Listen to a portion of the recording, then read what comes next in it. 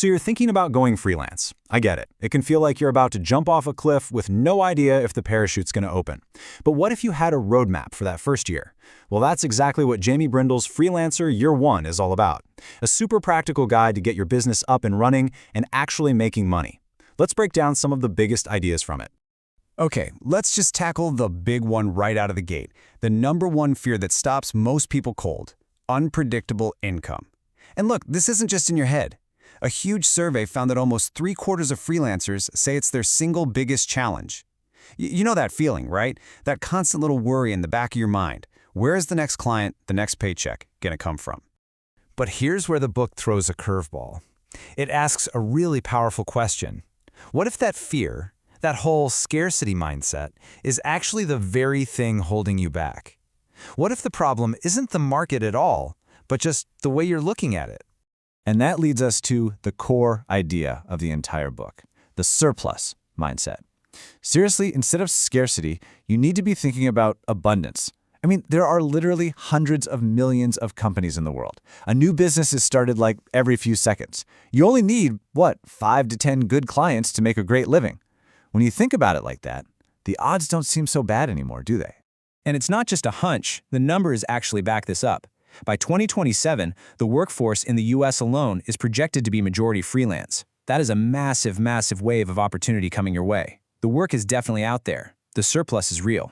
You just have to learn how to tap into it. So how do you tap in?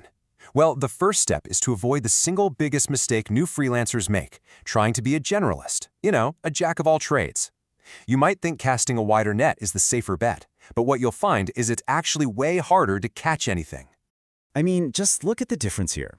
On one hand, as a generalist, your energy is spread thin, and your portfolio kind of looks all over the place. But on the other hand, as a specialist, bam! Your client search is laser-focused. Your portfolio is packed with examples that prove you can solve one specific problem really, really well. And the best part, word of mouth just starts to happen naturally. It's such a perfect way to put it, right? Picking a niche gives you a target. It gives you goalposts. If you don't have that focus, you're just kind of kicking a ball around an empty field, just hoping for the best. Okay, so you've got the surplus mindset, and you've picked your niche. Awesome. Now it's time to actually build your freelance toolbox. Before you even think about looking for your first client, there are 3 things you absolutely have to have ready to go. And here they are. It's pretty simple. First up, you need a compelling portfolio. Second, a list of allies, and we're just talking about your friends, your family, people you've worked with before. And third, a clear process that you can walk a potential client through with confidence. These 3 things, they're your foundation. Now this next point is a total game changer, especially if you're just starting out. You do not need paid client work to build a portfolio. The whole point, and this is so important, is to show what you are capable of.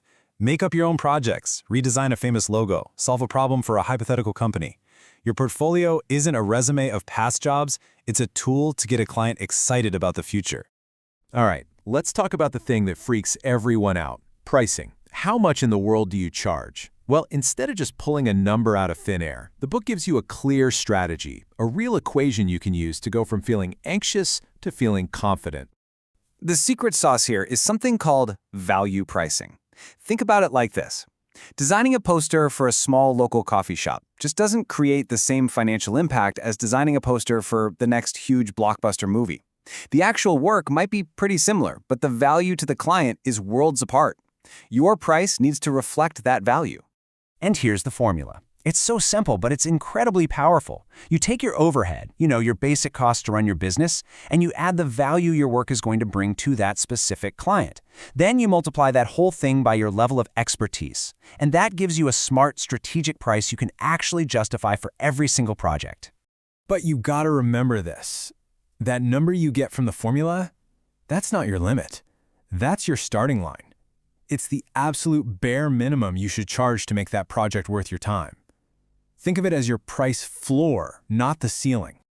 All right, your toolbox is packed, your pricing strategy is set. Now it's time for the fun part, actually finding some work.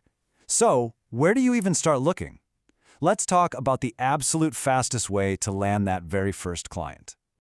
So leads basically come in 3 temperatures. You've got cold leads, complete strangers, warm leads, people who are already looking for help on places like job boards. But then you have hot leads. These are referrals from people who already know you, like you, and trust you. These are your allies. And that's exactly where you should be putting most of your energy when you're starting out. So how do you actually activate your network without feeling weird about it? It's simple. A straightforward professional email. The book has this great template, and the key is you're not begging for a job. You're just announcing that you're starting a new venture and asking if they can help spread the word. It's respectful, it's direct, and trust me, it really works. Okay, so we've covered the mindset, finding your niche, building your toolbox, pricing your work, and getting those first leads. But now comes the most important part of all. You actually have to take action. All the knowledge in the world means nothing if you don't put it to use. And as you start moving forward, try to keep this idea in your head. What it means is, be absolutely solid on your big goal, what you want to achieve, but be totally flexible on how you get there. Your strategy is going to change, you're going to have to adapt, and that's okay. Which, brings us to the final question here. After seeing this clear, practical path laid out, are you ready? Are you ready to stop just thinking about it and actually start doing it? Because here's the truth. If you're waiting around until you feel 100% ready, you're going to be waiting forever. As the book says so perfectly, that moment of absolute certainty, it never arrives. The best time to start was yesterday. The next best time is right now.